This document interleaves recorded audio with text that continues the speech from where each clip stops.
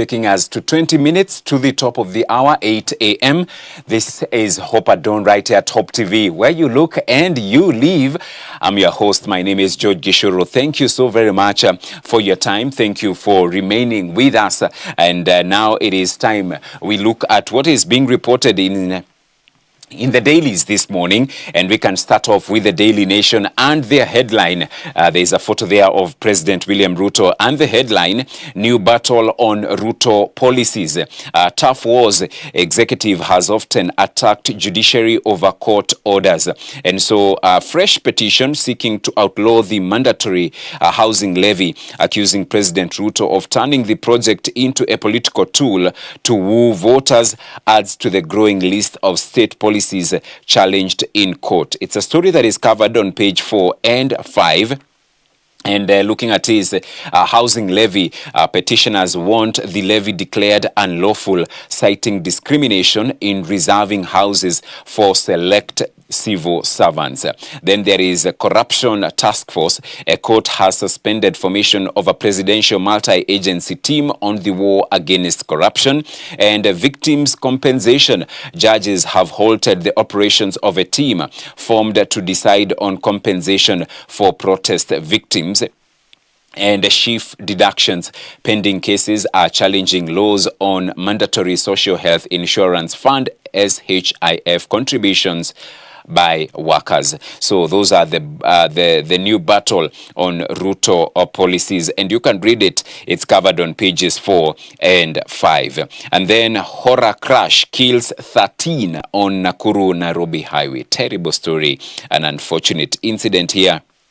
There is a scene of a road accident at Kariandusi along the Nakuru-Nairobi highway, where 13 passengers in a 14-seater matatu died after a head-on collision with a trailer yesterday. And it's a story that you can read on page 8.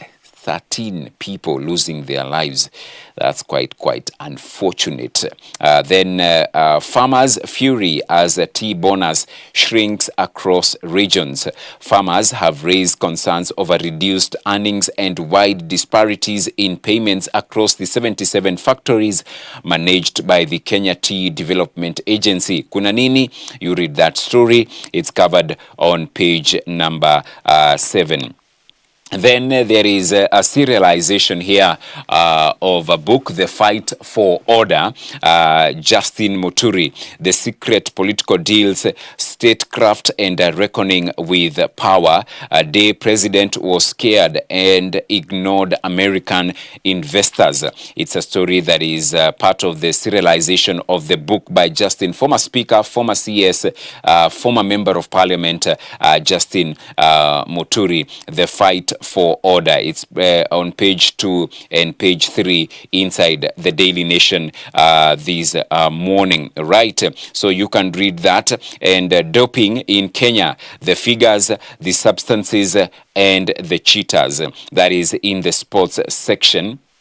As well inside the Daily Nation as well, and so you can read and get to see what is being reported. Sebastian Sawe, the rising king of marathon as well. That is also a story that you can read. All right, let's go to the Standard newspaper. After looking at the Nation, let's look at the Standard newspaper and what they are reporting this morning. And allow me to open the online edition. The Standard.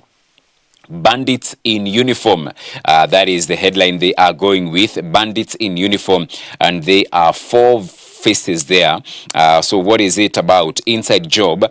Despite having more police units and heightened security than any other region, the North Rift remains ravaged by bandit attacks that drain life and condemn residents to endless suffering. Now, the arrest in Nairobi of officers from the police and prisons departments has exposed a criminal syndicate, confirming the grim truth.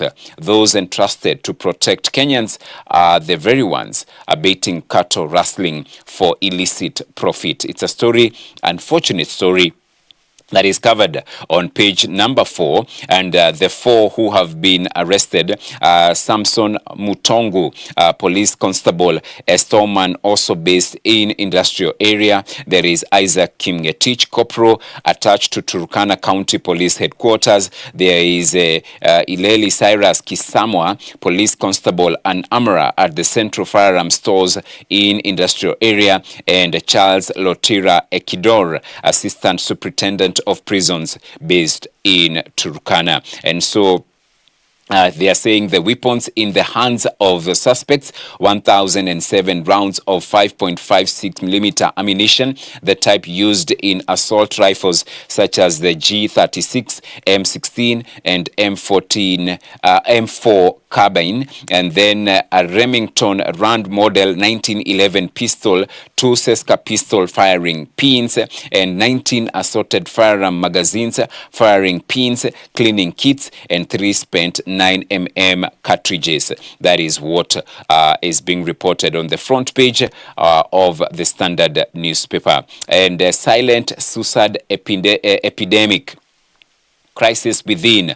At least 462 people died by suicide between June and August this year. Wow. 462 people between June and August this year died by suicide, and an average of 5 lives lost every day.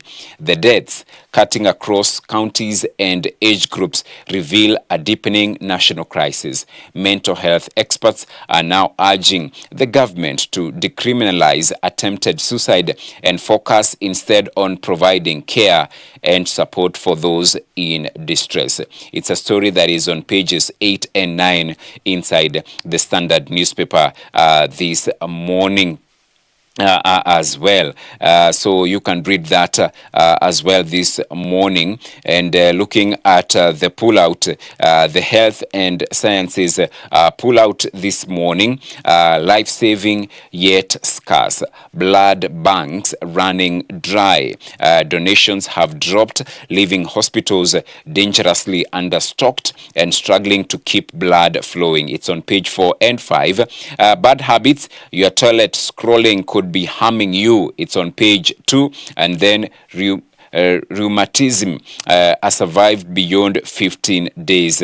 You can read that on page 6 inside the Standard newspaper. And finally, looking at the Business Daily and what they are reporting: Treasury expands borrowing options amid rising debt pain. Samurai bond, debt swaps, bond buybacks in new plan. Debt service expenses, the single largest line in budget.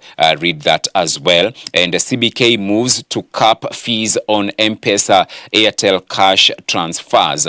Read that as well. And KRA to go after local customers of Global Tech for unpaid taxes.